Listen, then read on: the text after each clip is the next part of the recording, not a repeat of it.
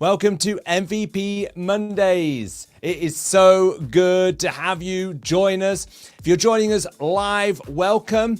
Throw up a comment, say hi, where you're watching from, chat in the chat column, whatever platform you're watching this on. We really want you to engage this evening. We have got a special treat for you. We have got Tola Okogu, who I interviewed last week. And in preparation for this evening, I asked her a number of questions about her journey. You see, one of the things I am passionate about is seeing the hidden potential that is inside every human being drawn out. I believe that there is hidden glory. In other words, that God, who created us, has hidden something inside of us that he wants to display to the world. And we have to go through a process of unlocking that. We have to go through a journey of transformation to deliver that to the world. And I count it a privilege and I count it a pleasure to journey with people to seeing that displayed, to become a reality. And Tola's journey, I've been able to see that up close over the last couple of years, but it's longer than just 2 years, it's a lifetime. Her journey has been one of understanding the gifts and talents and skills that she has, understanding the passion and the change that she wants to make, and her experiences along life's way, along with the support networks around her, all coming together to deliver something truly special to the world. And I want to encourage you, you've got something in you too. And MVP Mondays is about creating an environment where we draw that out, where we throw questions at you that hopefully tease out that hidden treasure, that hidden glory, that solution to a problem, that book, that song, that business, that church, that community, that project, that business, whatever it might be, to see that come out, because the future is in you. And I'm excited that as you hear this story, and we celebrate this story so far because it's only just begun, I just know that it is going to inspire so many people. So Tola is going to unpack her journey. I'm going to be interviewing her.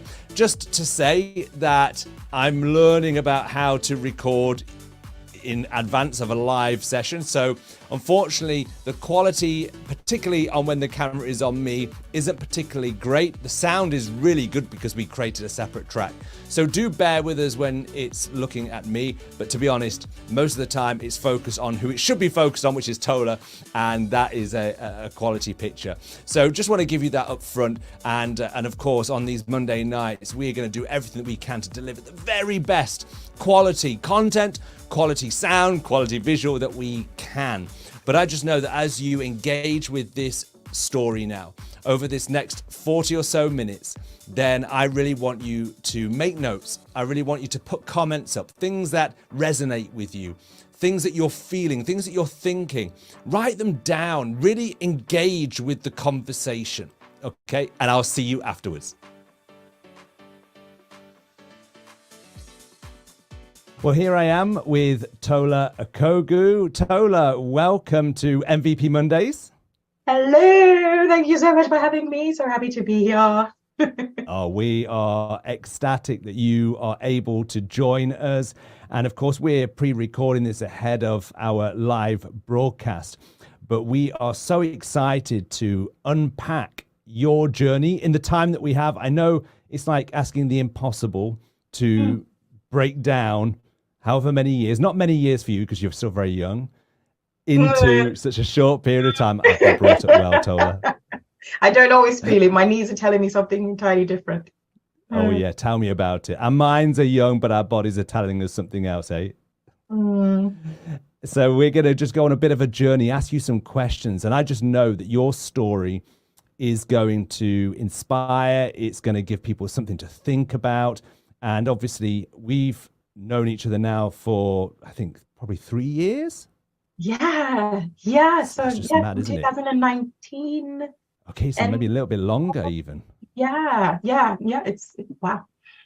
Wow, look at that. So Tola, give us a little bit of a background. So tell us kind of maybe your family, who's in your family, because you've got a fantastic family, fantastic husband, fantastic girls, and tell us a little bit about your context right now, and then we'll dive into the questions about kind of your journey.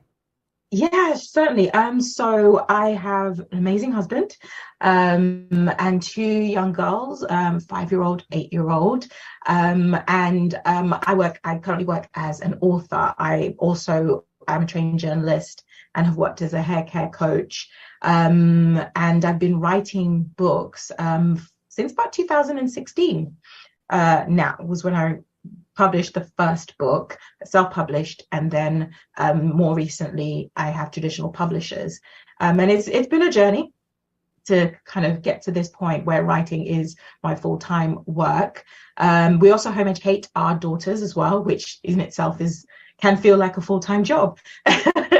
But yeah, so that's kind of like my journey to kind of, this is what I do now, or part of who I am. Also, so I've said mom, author, daughter, myself, got amazing parents who've been married for like how many years now? It's like 42 years, I want to say. Wow. We just, yeah, amazing sort of example of what is possible for myself. And yeah, also, daughter of Christ as well, which is a big part of my journey, how I've gotten to this point.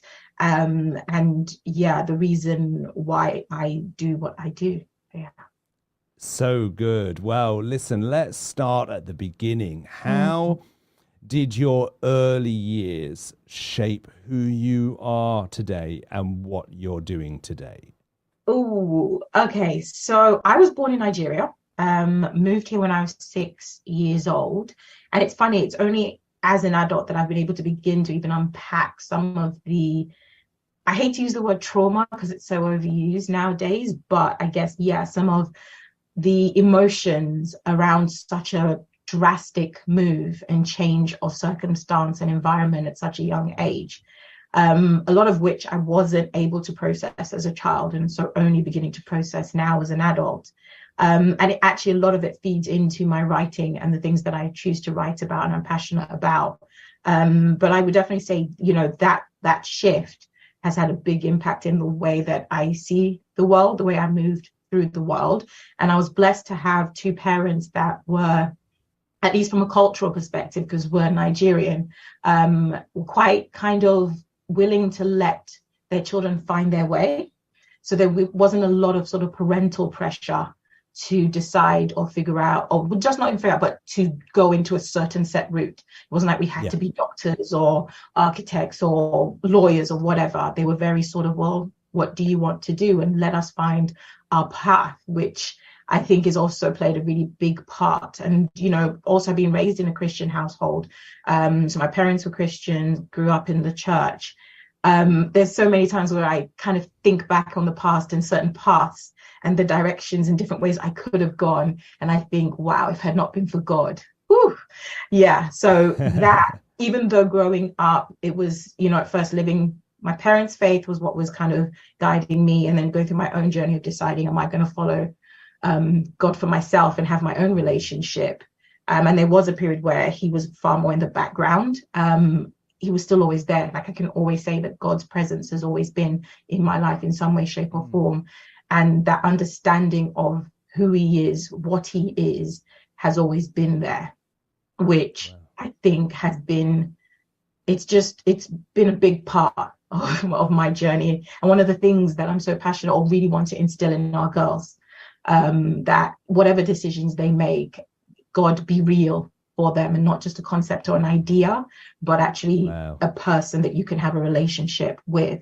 So for me, that combination of God, the freedom to explore, has been a big part of what shaped me and led me here, because I took a very long-winded journey. And I've said this before, and people kind of say, well, is it really long-winded? You're not that old. For me, it feels long-winded. I feel like I spent my whole sort of 20s and half of my 30s figuring it out and doing lots of different things. And I think I'm that personality type where I can turn my hand to doing lots of different things, but it doesn't mean that's the thing I'm supposed to do or be. So it's taken longer to get to the point of like, okay, I feel like I'm actually now moving in my purpose. So yeah. That's really good. And that's an interesting thought that you just mentioned, because, you know, I think some people, and again, based upon how many talents people have doesn't determine self-worth. So, but some people have very clearly kind of a single talent or maybe a couple of talents. Other people have learned to turn their hands to multiple things and actually do, you know, an excellent job at a lot of things. And that sounds like a blessing, but can also be a curse, can't it? So let me just ask you about that. So if you can turn your hand to many things, those options can sometimes create a level of confusion for people.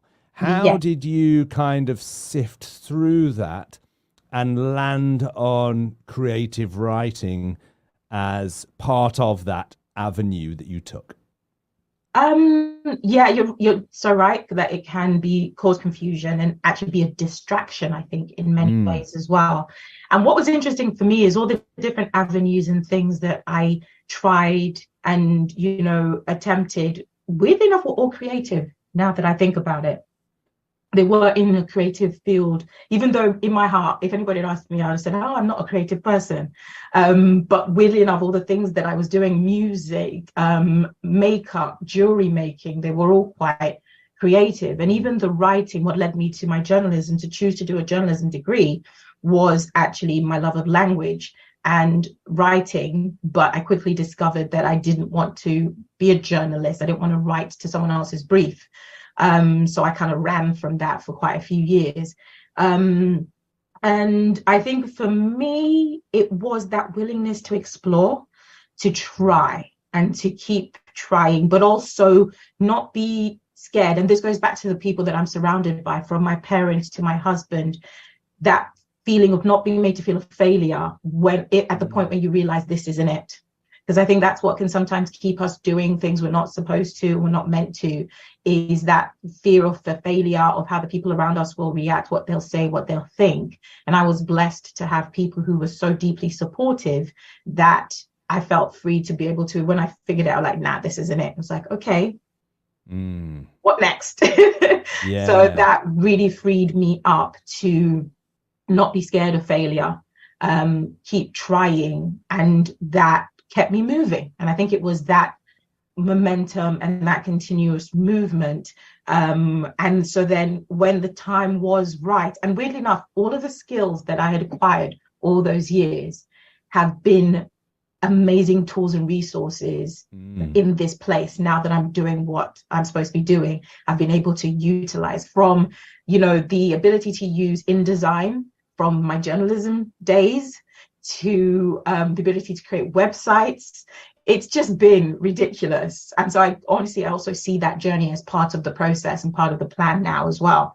And so when it then kind of at the right time, right moment, it came about as, because I remember a pastor saying this to me many years ago, that often, you know, the things we're supposed to do, often it's an answer to a need, someone's need. Sometimes it'll be your need, or it could be someone else's need, but you are the solution to a need.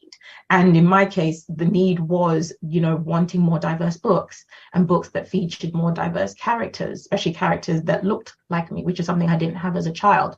And once I had my child, that really became a loud noise in my head. And it was a struggle to find those books. And, you know, it led to that question of, well, could you be the solution or part of the solution to this problem that you see?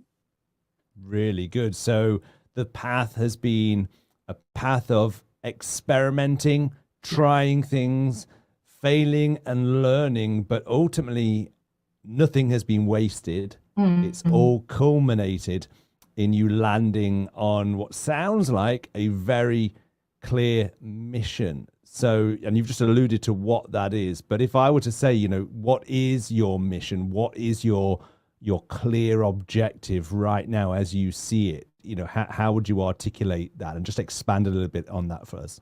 Sure. I mean, it's still evolving, and God is still very much kind of exposing or making it clear to me what it is as I move through each sort of next activity. I still don't see the bigger picture, and I probably won't. He's just showing me a little bits, and I keep moving. But what feels clear of now is because what the passion that he's placed on my heart is to inspire and to it's that inspiration for young children. It's through books, through reading, through literacy. And it's the idea of the world around us and how we want it to look, and everybody is different. And it's getting to that place of embracing that which makes us different and realizing it's nothing to be scared of, because God has made us this way for a reason.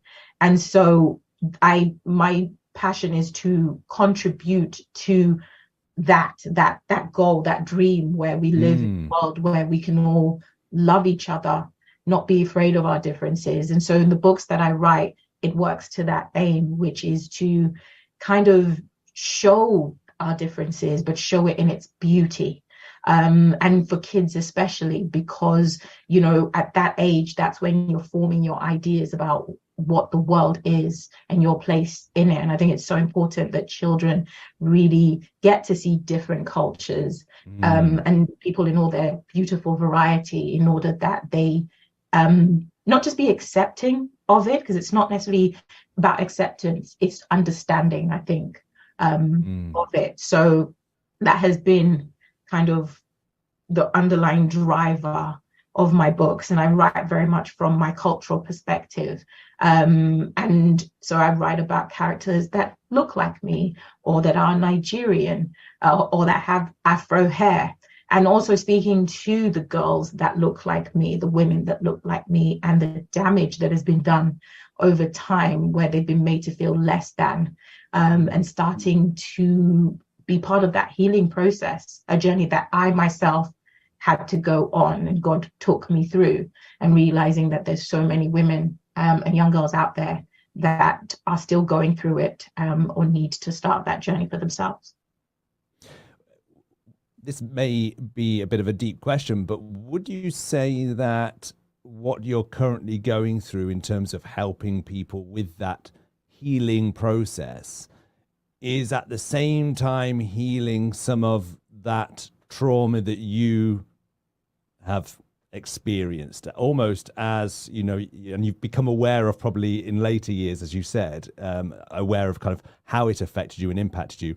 Is there almost like a healing process that takes place as you're trying to help heal others? Yes, it's a caveat, because obviously it's if you let it, because I think that there is going to be a confrontational part of it. You are going to be confronted with things, triggers, memories. You're going to see things in a different way. So, for example, in writing one of the books that I wrote on Yeka, the dynamic between the mother and the daughter in the book is complicated. And in writing that relationship, I had to confront my complicated relationship with my mother and my complicated relationship with my daughters, and being able to see the two sides. Because as a daughter, you see things one way, and it's only until you become a mother that you start to see the other side of it. You're like, oh, so that's why she did what she did. And now trying to explain that to my daughter, who's looking at me like, you don't understand. I'm like, no, you don't understand.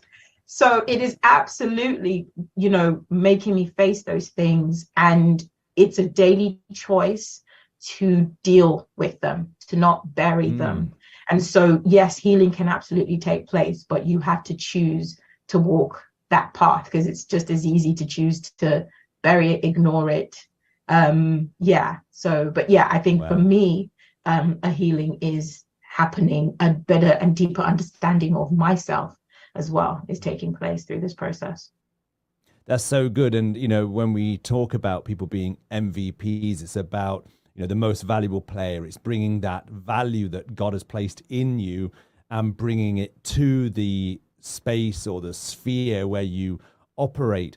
But that process of bringing that value out means dealing with the obstacles that are in the way, you know, the lids that are trying to keep that value suppressed, which often are obstacles of pain, obstacles of fear, obstacles of limiting beliefs, and things that we've picked up or experienced along the way. So I love the fact that, you know, when it's your mission, it's not just a clear route of I'm helping people because I've got it all sorted, but I am getting sorted as I help people. Yeah.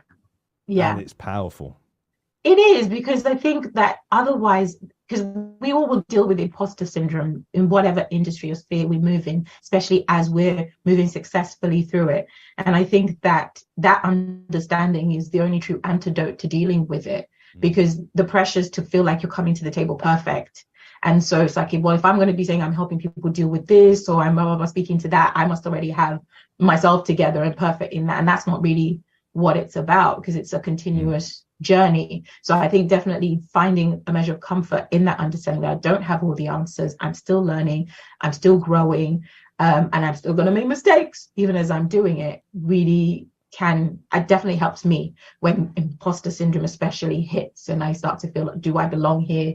Am I supposed to be doing this? What have I got to offer? So yeah, that's so good. And you mentioned there, moments when you had realizations of how things had affected you in the past, or transitions or experiences that you've been through. And have you hit points along the way where you felt like this is too much, where you felt like, I'm not sure I can push past this obstacle or deal with this thing that now I'm staring at? Have there been those moments along the way, either internal things or kind of external challenges that you've had to deal with? I'm in one of those moments right now. So the answer to that is yes, there have been and there still are. Both, as you said, external and internal, obstacles that come from your surroundings, the people around you, or just like it seems like a closed door. And then also, my inner myself, my fears, things I'm confronting all the time. I am an introvert. I like to be in my cave quietly and left alone. And one of the biggest obstacles for me has been, given what my job is, it can be quite public facing at points. So half of it is, being in your writing cave, solitude, writing, and then the book comes out and suddenly you have to be out there talking to all manner of people. And, and so for me, it's definitely stretched me to come out of that, where, and you'll remember when we've had conversations and I said to you, I don't like people. And you like, Tola, is that really true? And really challenging kind of those thoughts and those limiting thoughts, because as long as I think I don't like people, then that's my excuse to avoid people, but it's not really that. And so it's looking at, what is the root of that? And right now I'm on a deadline for the next book. But everything else, life is still going on. We're now home educating the girls. So there are the external obstacles or difficulties of there just doesn't seem to be enough time in the day. And, I have not had to write in this situation quite like this before. And it's not easy. It's hard. And there are some days where I think, oh Lord, have I bitten off more than I can chew? And also just with the girls as well, home education, that daily walk of, is this the right move? Am I damaging these girls? That kind of stuff. So it has happened. It is happening, and I have no doubt it will happen. But each time that I have gone through one of those situations, ultimately what usually happens with me is I try to get through it and figure it out through my own mind, come to the end of myself, and then I'm like, I'll either realize it myself a bit late in the day, or somebody, my nearest and dearest, will go, Tola, you spoken to God lately? And I'll be like, oh yeah, should have done that first. And so then I'll be like, I'm so sorry, I've made a mess, help me. And he always does. You know what I mean? He always does. And it's not so much that he, swoops in and fixes things. Sometimes it's just peace. It is just a peace that comes of knowing I'm not in it alone, that helps me to get through because some difficulties, you just have to sit through it. There's no avoiding it. There's no fix it. You just have to sit in it. And so it's that strength that comes from his peace, that he's with me. No matter how hard this gets, he is with me. I will see the other side. And even if I don't see the other side, he is with me. And so, so that's how generally I get through. Well, that leads nicely on to the next question, which you've kind of already started to answer, but I think there's probably more there, which is how big a role has your faith played? You know, because by the sounds of it, and obviously I know you, those aren't just kind of throw out their prayers, which some people, you know, do in moments of crisis. They say, you know, God help me, whether that's a flippant remark or whether that genuinely is a cry for help. But for you, I know it's more than that. But kind of, can you help those that are watching, those that are listening, understand to what extent does your faith play a role? To every extent. I mean, it's, as with many areas of my life, it's still a work in progress. One of the difficulties that I've found in my Christian walk is that because I can do so much, because I can figure so much out, that will always be my default. So one of the things that I have always struggled with and still struggle with and work on is that putting Jesus at the center, putting God at the center. And out of that should all things come.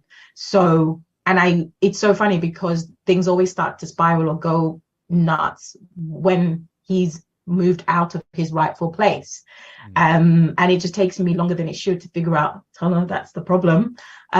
So having gone through that journey, it's taken a while, but it's the realization that for me, he has to be at the center. He has to kind of, like, everything has to start with him, and make him first in my life. And because I have seen him move so wonderfully in my life, there can be no doubt about his existence. There can be no doubt about his power, about his might, about his grace, about his love for me. Like, I've just seen it too many times to doubt it. So especially with everything that's happened with the books in the last 2 to 3 years, it defies reason. Like, on paper, everything that's happened just doesn't make sense unless you say, but God. And it's so funny because I think it's all part of the plan, because he knows how I think, he knows how I work. He knows that nobody can or should be able to take the glory for it, because I will do it if left to my own devices. So he constantly reminded me, yeah, that was mine. I did that. You know, I did that. And I'm like, yeah, I know you did that. Okay. And I need that constant reminder. Yeah. And he keeps giving it to me, which kind of checks me, and reminds me of the order of how things should be. And because, you know, I really am only here by his grace, it's very much my reason for doing. So it's kind of, what's the next thing? And you reminded me of this as well, as did my husband, back when the books happened and the deals happened and stuff. That reminder to not let my identity become wrapped in the things that I do, and remembering that they're for a purpose, they're to achieve something, but they're not me. They're not the entirety of who I am or what I'm meant to do. So yeah, that's amazing. Yeah. That's so good. No, amazing. And so let's zoom in on the journey, because obviously when I first started talking to you, I think, and correct me if I'm wrong, but at that point in relation to your writing, you had come away from some kind of secular employment that you had. You had a period of being a full-time homemaker, which in and of itself is a full-time job. But then you were starting to look at, or you were self-publishing. So take us on that route of where you went from starting a self-published book through to where you are now. Just let people in on as you have said, that miracle unfolded. So I first set up a publishing company in 2016, and I published my first 3 picture books under that company. And you know, God was with us through that journey, because the publishing industry is quite difficult. It's opaque. It's really hard to know how things are done. And so in many of circumstances, we were making it up as we went along, but God was so faithful, and we successfully, you know, published these 3 picture books, and they did well, especially considering we didn't have the funds to kind of have this big marketing machine and promotion and all of those things. I always say to people when they ask me about self-publishing, writing the book is the easiest part. Letting people know that it exists, that's a whole nother ball game, and it requires a completely different skill set to being a writer. That's why publishers exist. That's their job. And so I had done that, and you know, we were doing okay, but I found that I was spending more time being a publisher than being a writer. And what I wanted to do was write books, and I wasn't getting enough time to do so. So it was the realization that I needed to go back to the drawing board and maybe explore the traditional route again. The traditional route being finding a publisher who buys or acquires your manuscript, turns it into the book, and does a lot of that work for you. And so pivoted around 2018 to try and pursue that and explore that. And so I was just started writing. It was my first novel that I started working on. I did a few grants. I think Arts Council grant was one of them, did some competitions. And then you and I met around the end of, I think it was 2019. And at that point, I had just quit my 9 to 5. I had finished the manuscript, the first novel. I was about to, or was beginning to query it to try and get an agent who would be the person who would find a publisher for me.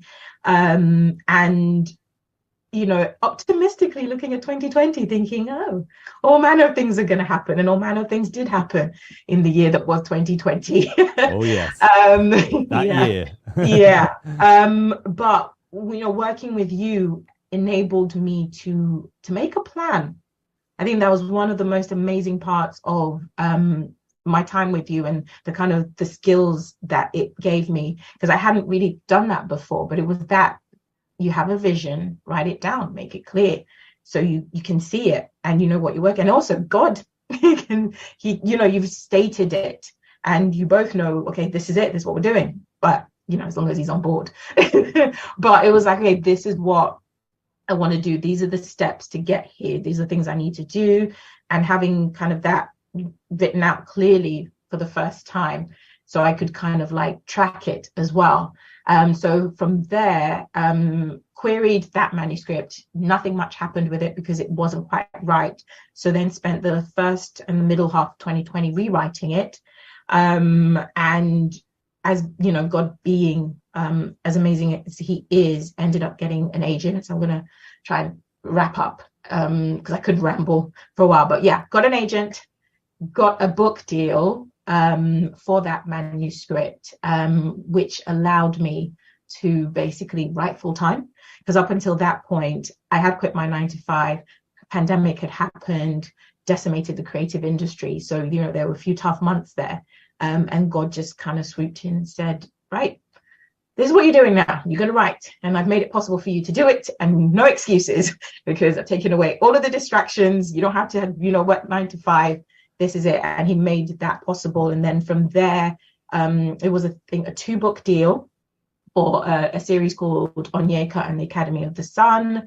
The book was also optioned by Netflix to be made into a live action movie, and it's produced by Will Smith and David Oyelowo, which was just left field, like completely came from nowhere, but was just phenomenal.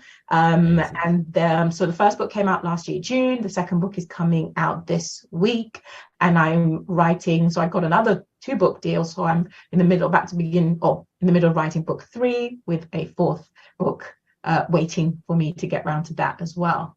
So yeah. Wow. And like you said, there is so much in that last 2 to 3 years. Because, and you're absolutely right. You know, when you see the hand of God, when you see his grace, when you see that miracle unfolding, you know, you do want to talk about it, and you should, because, you know, that's what we're here. We're here for the praise of his glory, which is to tell his story, isn't it? You know, through the lens of what he's doing in and through our lives. And, you know, just through that period in the last 2 years, particularly, what has happened in you that you feel now is going to shape the next 10 years, 20 years? You know, how has that changed, or has it changed, you know, how you see the future and what you believe in him you're capable of doing? I think definitely there has been a shift in what I believe, I'm capable of doing, and what is possible through him. So yeah, that has been a big shift for me, and a willingness and an openness to step out and be bold and be brave, as well. And just that realization that we have to boldly declare for him, and go out there and claim back what's his. Really, that's our job. Like, it really is our job, and we all have a different way that we've been tasked and blessed and skilled to do it, and it's what we have to get busy doing. And it's not easy in these times at all. So I think definitely it's kind of blown my mind in that regard of what is possible, because if it was just up to me, what I could see, it would have been a tenth of what he's done. And so it goes back to that limiting beliefs and just really, really realizing what is possible through him and in him. And in terms of me, what was the first part of that question? So, like, in the next 5 to 10 years, how has, you've seen God move amazingly in the last 2 years. And I think that does two things, doesn't it? It amazes us at how good he is, how gracious he is. But I think it does expand our horizon. Now, if you did that, now what else can you do? So what are some of the things? How has that pushed that horizon for you? And, are there some kind of clear aspirations that you have that you'd like to either kind of instigate or just simply be part of making happen? Well, weirdly enough, I think what's becoming clearer to me was that the last few years was an establishment. And I mean, that's the hardest I've ever worked in my life, but it was an establishment of something, because I actually think that what my focus is and is meant to be over the next few years is home, is my family, because second to him, they are the next important things to me. And so, as a woman, it's been very clear and aware that whilst the world says that we can have it all, it isn't true in reality. And so with every choice that we make, there is an opportunity cost. And so as a mother, if I am growing a business, then somewhere along the line, my children are being affected by the decision. So it's that difficulty, that balancing act that we do as mothers. And so I feel, or have been feeling more strongly, that, the establishment was to create a foundation, was to create some sort of stability, in order that I can better now focus on that role of mother, of wife, especially as my husband's ministry starting to sort of really soar, because God spent a good amount of time the last few years breaking him down and building him back up again, because he's ready for him to fly.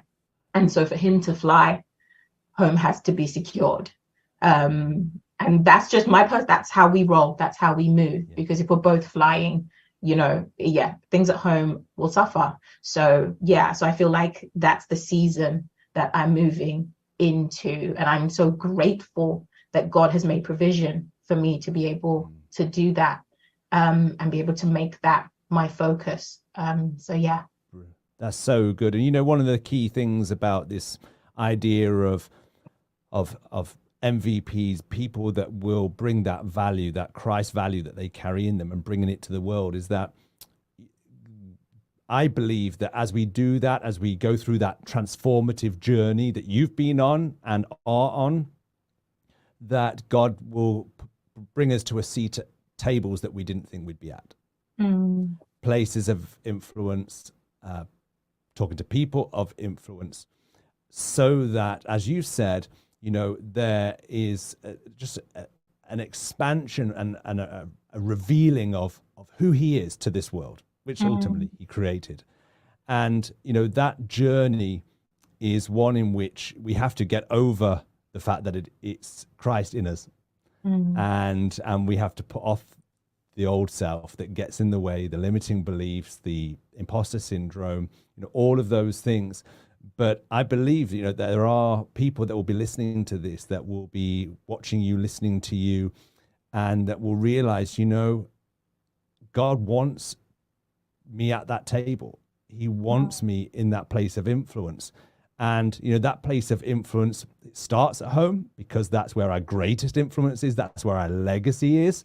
Yep. and it extends out from there, Yeah. not instead of there, as you said, but out from there into a particular industry or arena where God would position us. And I just think it's absolutely amazing, your story so far. And I believe the best definitely is yet to come for both you and Goz, your husband, and your girls. It's just so exciting. And I guess my final question, and then I'll just share, I shared this with you a couple of months ago, but I think it's a great way of just reflecting back the influence you're already having on your mission. But my final question is, how important a role has, you've talked about having people around you, support around you. How important is that to those that are listening who may be trying to do it alone, who may be struggling because they're not sharing the challenge of this journey of their mission? And in with that, how important is the role of having somebody as a coach to help you think things out loud, etc.? So could you just let us in a little bit on your thoughts on that, the support, the coaching, and then I'll just share this story to finish off with. Yeah, no, it's been invaluable. Like for the longest time, and he still is, but my husband is one of my biggest sort of, not just support, but coach and mentor as well. And at times he even had to play father, that role, because that's what I needed at that point. And so I have been blessed to have that in my life in some way, shape, or form for quite a while. And he's actually who led me to you. So it has been invaluable. And it's so funny. It's something that's come up, you know, in my role. Well, not in a role, but in terms of home educating, because the question we get asked a lot is about socializing and how will your kids socialize, how they make friends. And one of the things I always point out is, if you think about the social structure of school, children are grouped with people who are within the same academic year as them. So that's a 12-month period going up or down. But there's nowhere else in life that situation exists.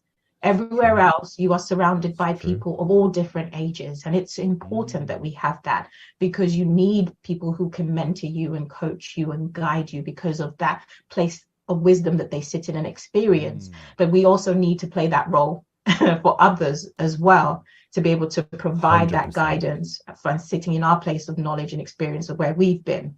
And so as someone who used to be an island and would literally reinvent the wheel time and time again, it really slowed me down, because I would have to keep doing that each time, where actually it would have been better to reach out, ask for help, make a connection, meet someone. And so for me, one of the things that I've really embraced and I'm nurturing now is the value of relationships, of connectivity, of reaching out, asking for help as well, because you will get exhausted just from a really practical point of view. You cannot do it all yourself. Totally. So you will get exhausted and the mission will suffer for it. Not because it wasn't meant to happen, but because you took on too much, didn't ask for help and burnt out. And ultimately it's the mission that matters, not who does it.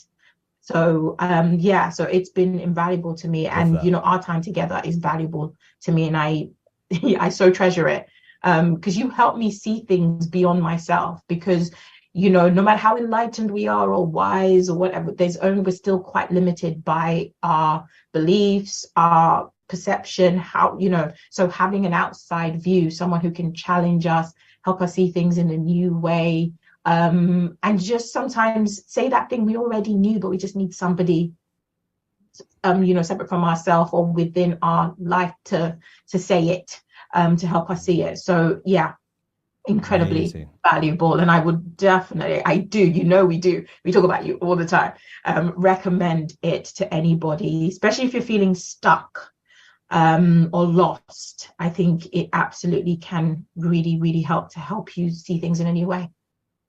I love that phrase that you mentioned about, you know, if you stay as an island, you know, you everything will slow down, everything will become far more difficult. And I think that will really just help somebody right now. You know, what's the first thing that you can do, or what's the next thing that you can do to get off that island? Who's someone that you can open up to? What support can you add? Creating a team around you, and that a team involves different people, as you said, different ages, different experiences. We need different people, different voices, trusted voices, but we do need people around us. So I know that people listening right now, that's going to help somebody really specifically. So thank you for that, Tola. And just kind of finally, let me share with yourself. I've shared this before, but I'll share it with those that are listening as well. There's a young girl who is in our church, and I think she's 9. I won't say her name to embarrass her, but she's from a family of Nigerian descent. And so she has been reading your book, Onyeka, and she is a fan. She brought to me one Sunday 4 pages of her book that she is writing. And when I say 4 pages, these were 4 full-on A4 lined pages with handwriting that I could only dream of having.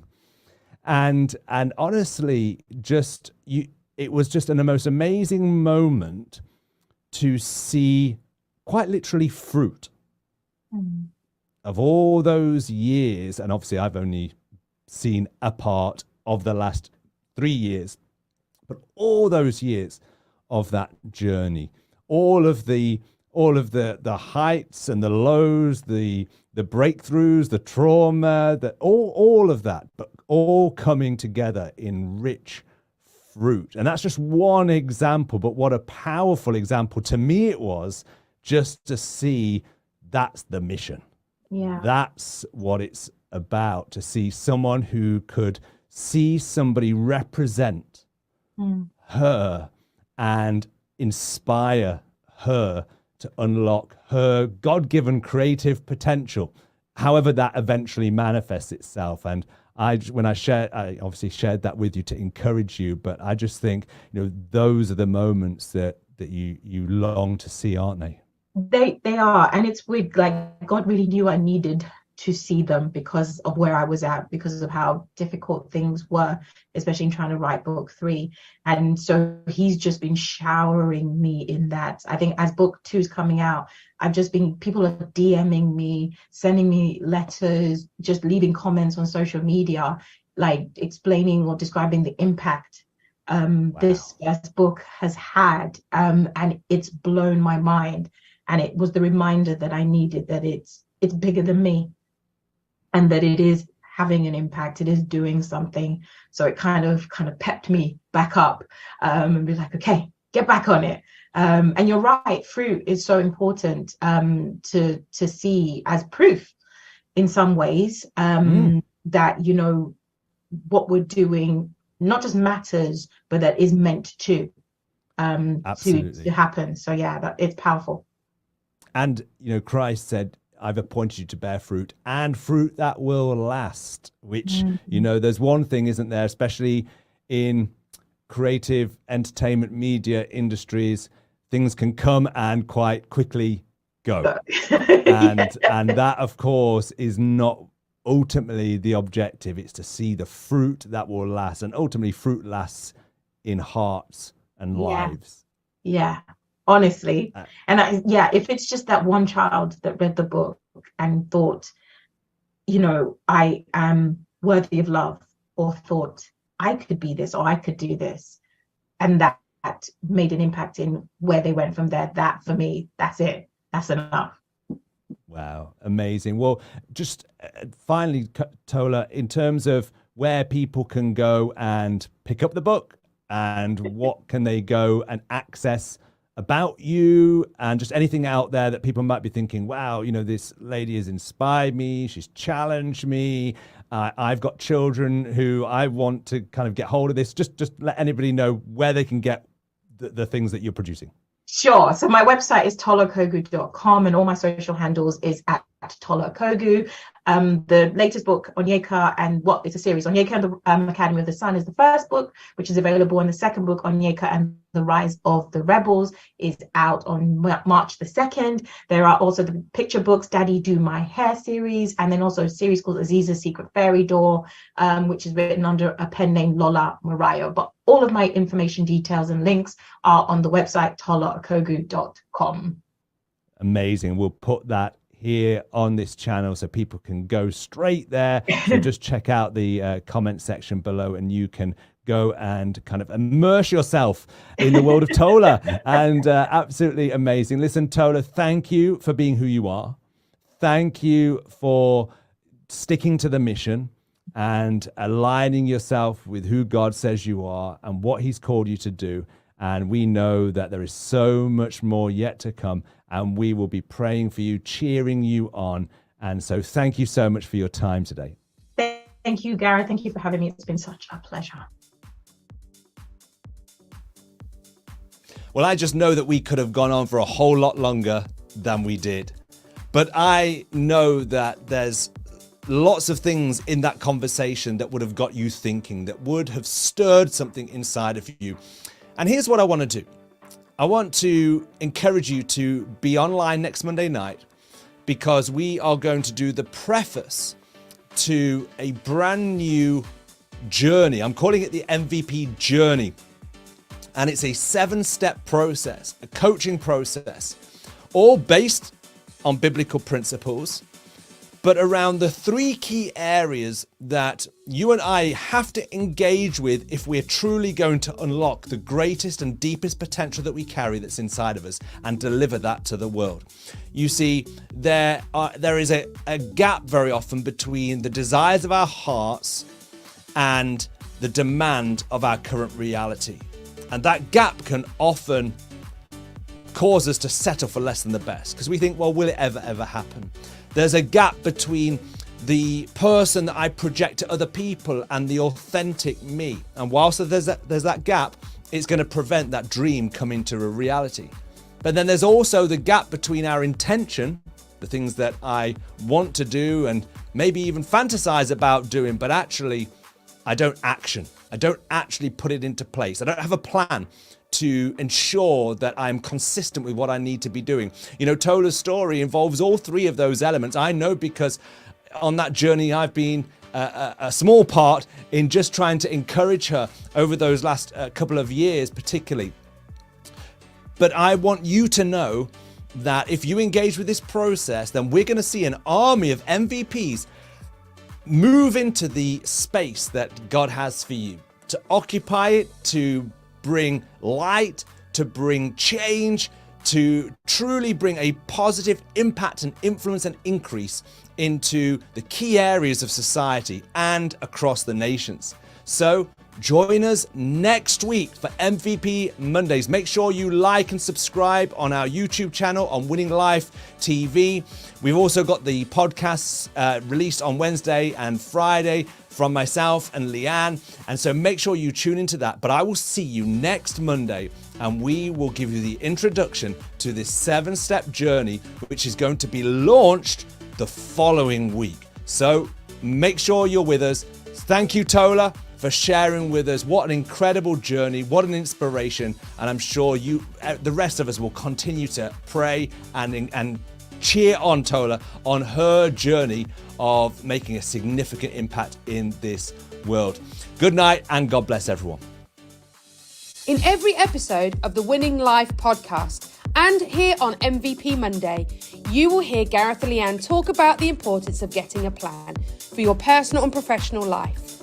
That's why they have developed the MVP plan. When you develop your MVP plan, surprising opportunities and uncommon results follow. The MVP plan provides you with a clear structure to begin to see how your goals can turn into reality.